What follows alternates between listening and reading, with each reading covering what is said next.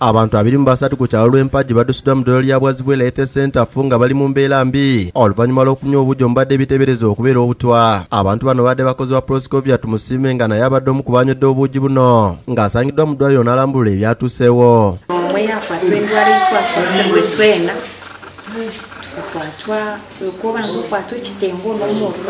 Sikovia Tuhirwa abadde ku macupa ategeeza nti babalese nga bali mu mbeera mbi ng'ano bategeeza nti omuntu w'ettima yabalemye okutegeera kuba tewali yamulabye.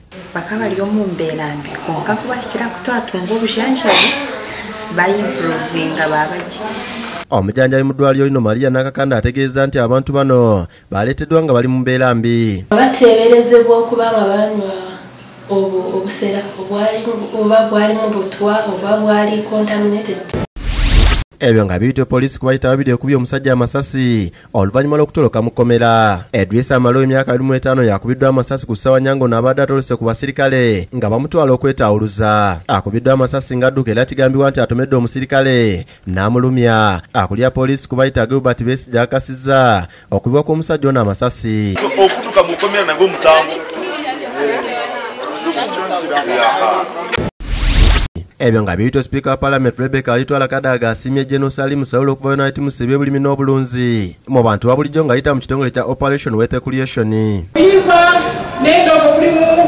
Mulimu future waliwo abayimbi bangi abamanya abafunye obugagga olw'okuba basobola okuyimba. Bino abyogeddeko olw'omupakazi abayimbi b'akadongo kamwe zaateekebwa ba Operation Wealth Creation nga gye ziggweredde nga Lord Fred Sebata aziwangudde.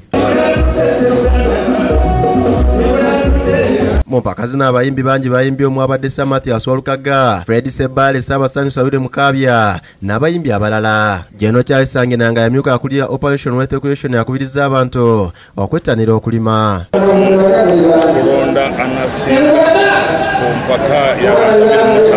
Ku mukolo guno omuyimbi Lord Fred Sebata bamukwasiza cheeke ya bukadde 5.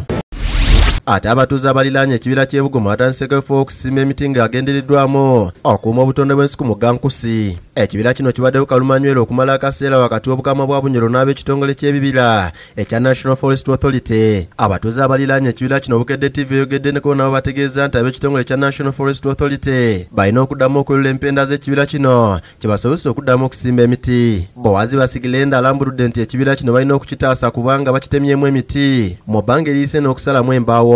Met the local leaders from this area who have always been reporting to us, and we've been able to have solutions. Salimu Komakeki ngono embaka wa President Kagadi agambye nti gavumenti erina pulaani ey'okuzimba ddamu ku Mugankusi.